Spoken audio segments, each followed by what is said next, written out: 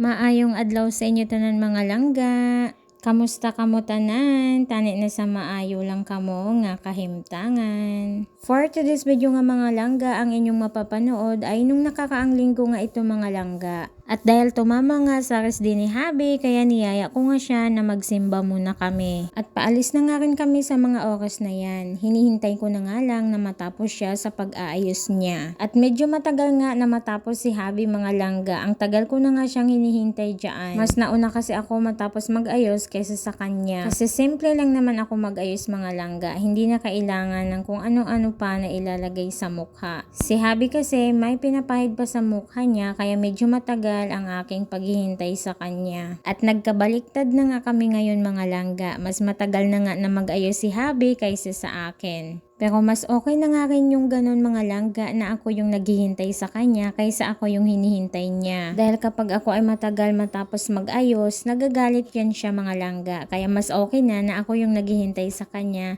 At least hindi niya ako minamadali. At pinabuksan pa nga sa akin ang kanyang sunscreen dahil hindi niya alam kung paano i-open. Kaya ako ang pinabukas niya. At yan na nga mga langga, yan na yung last na ilalagay niya sa mukha niya. Kaya medyo matagal-tagal pa ang paghihintay ko sa kanya. Maayong aga sa inyo tanan mga palangga. I'm waiting kay Habibi Loves. Ayan. Ako tapos na ako mag-ayos, siya na lang ang hinihintay ko. Ang tagal. Yan. Nagpapapugi pa. Yan.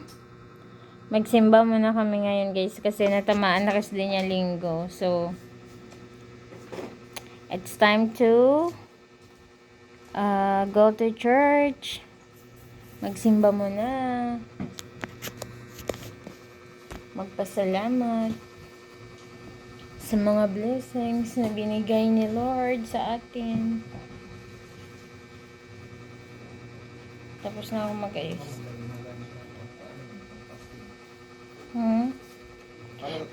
Pero sobrang babae talaga siya mag-ayos. Okay na. Ako na magtanggal. Naglalagay pa ng sunscreen. Oh, jeans.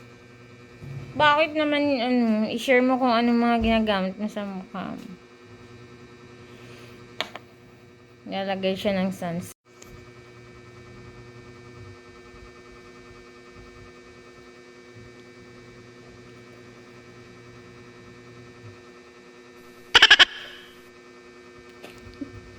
Nagpapapugi pa eh. Go love, magpapugi ka pa. Ang tagal talaga niya matapos. Grabe ba? Tagal matapos ni Habi. Sobrang tagal.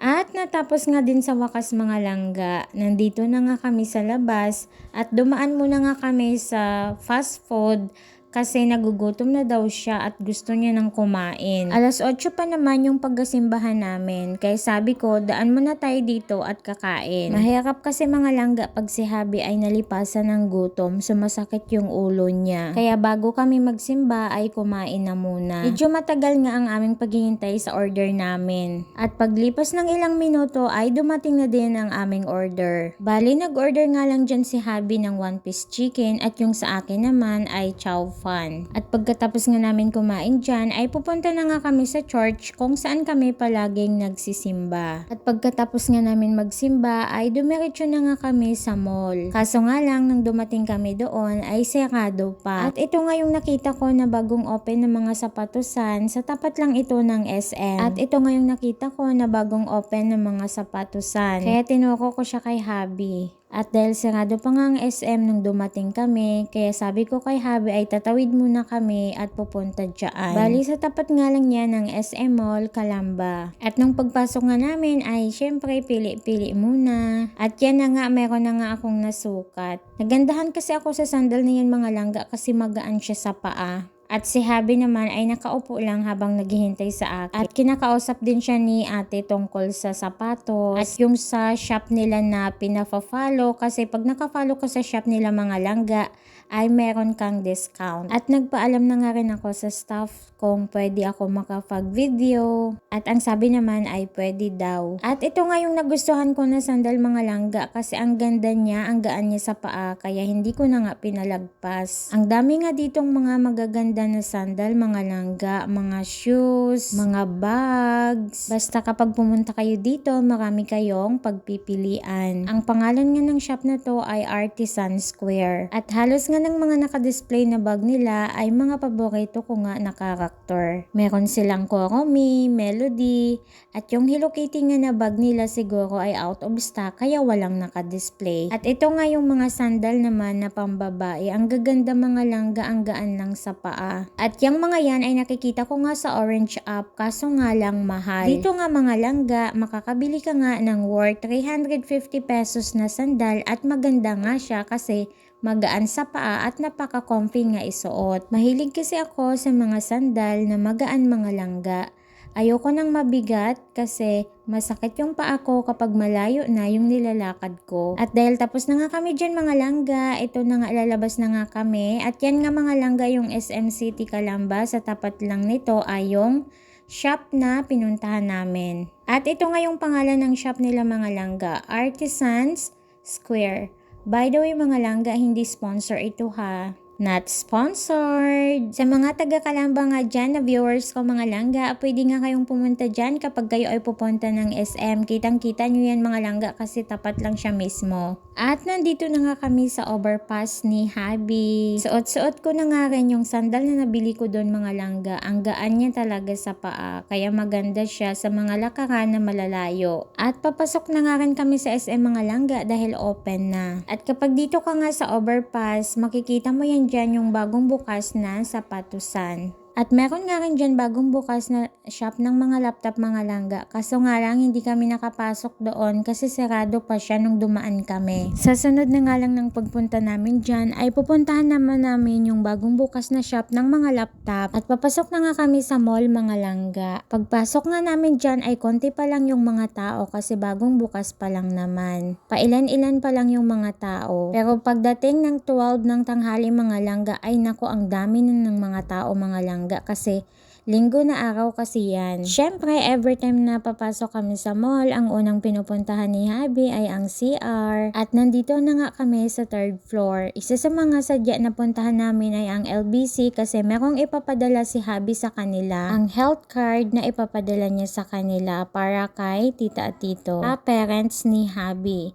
Kinuhanan niya kasi ng health card o beneficiary niya sila tito at tita para meron silang magamit every time na magpa-check up sila o meron silang ipapa-check up. Kapag yung clinic nga o yung hospital na pinag-check upan nila ay accredited doon sa health card na binigay sa kanila ni Habi ay hindi nila kailangan na magbayad ng cash. Kasi doon na mismo yan sa card ibabawas. Kagaya nung nakaraan nung nagkasakit si Habi nung nagpa-check up kami sa CMC Hospital dito din sa amin.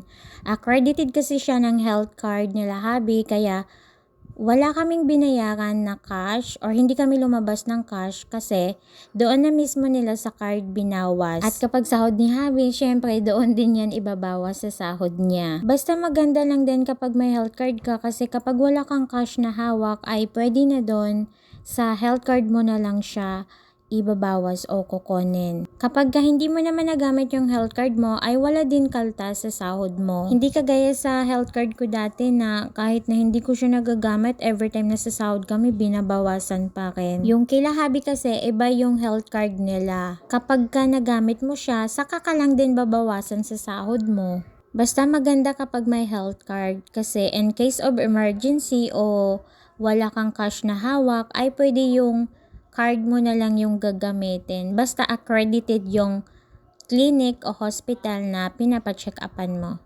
Yun lang mga palangga. At tapos na nga rin kami dyan sa LBC. At pagkatapos nga namin dyan ay nag-ikot-ikot na lang muna kami bago umuwi. At yun lang mga palangga for today's video. Maraming salamat sa inyong walang sawang pagsuporta at panunood. Hanggang sa muli. Bye!